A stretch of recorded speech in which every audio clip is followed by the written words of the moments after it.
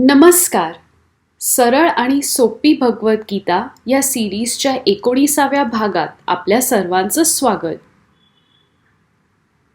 कर्मयोग म्हणजेच गीतेतला 3रा अध्याय हा आपण समजून घ्यायचा प्रयत्न करत आहोत. आपण आपले धर्म पार पाडणे महत्त्वाचे आहे, तो आपला हक्कच आहे. हेच धर्म पार पाडत असताना आपण कर्म गोळा करतो. धर्म पाळताना, कृती करताना अशा काही गोष्टी आहेत ज्या आपली मदत करू शकतात. आज ह्याच काही गोष्टींबद्दल बोलूया. नियतं कुरु कर्म त्वं कर्म ज्यायो ह्यकर्मणः शरीरयात्रापि च ते न प्रसिद्ध्येद कर्मणः.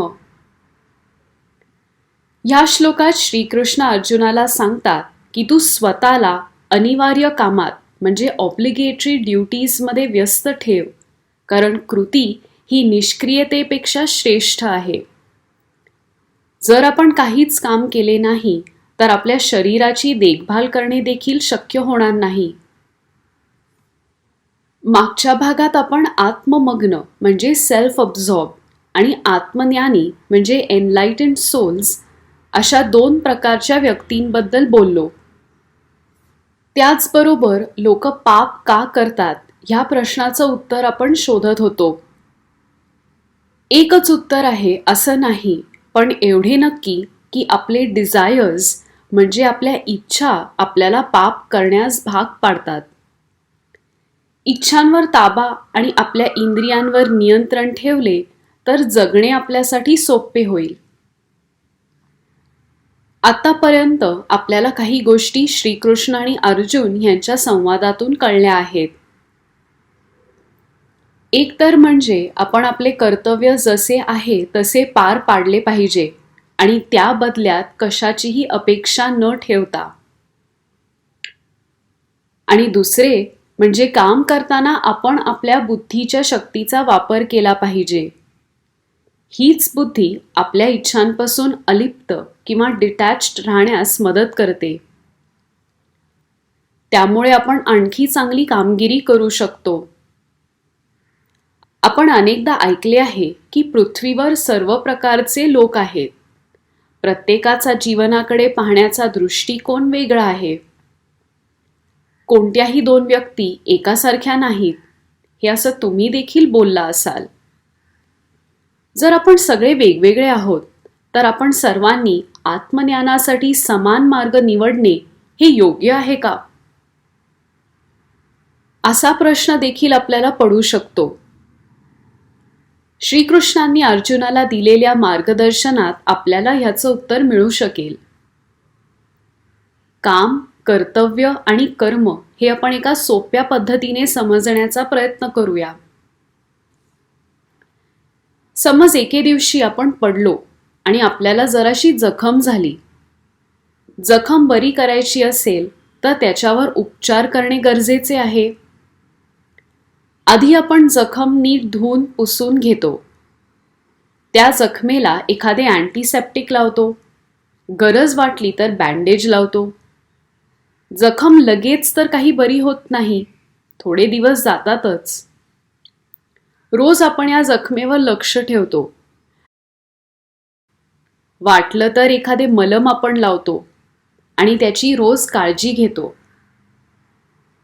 आपल्या एफर्ट्समुळेच जखम लवकर बरी होते.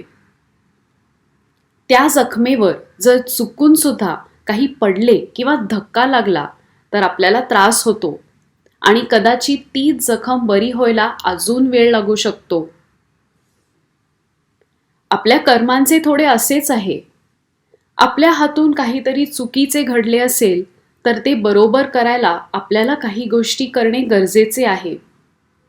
म्हणजे एखाद्या जखमेवर मलम लावत आहोत असे आपण म्हणू शकतो. प्रकृती म्हणजे ज्याला आपण आपले मटेरियल वर्ल्ड असे म्हणतो, याच प्रकृतीमध्ये असलेल्या गोष्टी आपल्यात इच्छा किंवा डिझायर्स निर्माण करतात. आणि ह्याच इच्छा कधीकधी आपण करत असलेल्या धर्माच्या आड येतात. त्यावेळेला आपण वाईट कर्म प्राप्त करतो. ते म्हणजे आपल्या जखमेवर काहीतरी पडणे किंवा लागण्यासारखे आहे, ज्यामुळे आपल्याला अजून त्रास होतो. पण जर आपण आपली शक्ती ही आपले कर्तव्य पार पाडण्यात गुंतवली, आपल्या धर्माचे पालन केले, तर आपण चांगले कर्म गोळा करतो. जेव्हा तुम्ही आपण फक्त धर्मासाठीच काम करत आहोत असे मानता आणि इच्छा पूर्ण व्हावी म्हणून कुठलेही काम करत नाही, तेव्हा आपण खरोखर प्रकृतीच्या प्रभावाला बळी पडत नाही. तेव्हाच आपण स्वतःला आत्मज्ञानी किंवा एनलाइटेंड म्हणू शकतो. अगदी सहजपणे हे जमेल असे नाही, पण म्हणून आपण प्रयत्न करायचे नाही हे देखील चुकीचे आहे. भूतकाळ सोडून द्या. वर्तमान काळातले आणि येणाऱ्या भविष्य काळातले आपले कर्तव्य हे कसे पार पाडायचे हे आपण ठरवू शकतो. जर कधी एखाद्या कामाविषयी आपल्याला वाटलं की हे काम मी का करत आहे किंवा हे सगळं इतकं कठीण का झालंय, तेव्हा कदाचित एक वाईट कर्म बरोबर करण्याचा तोच मार्ग आहे आणि आपण त्या मार्गावर आहोत असे आपण स्वतःला समजवू शकतो. एखादा तराजू हा दोन्ही बाजूला समान वजन असलं तरच बॅलन्स होतो. जीवनाचं देखील तसंच असतं. आयुष्यात बॅलन्स तर लागतोच आणि तो बॅलन्स आपणच फक्त मेंटेन करू शकतो, ते सुद्धा आपल्या एफर्ट्सनी.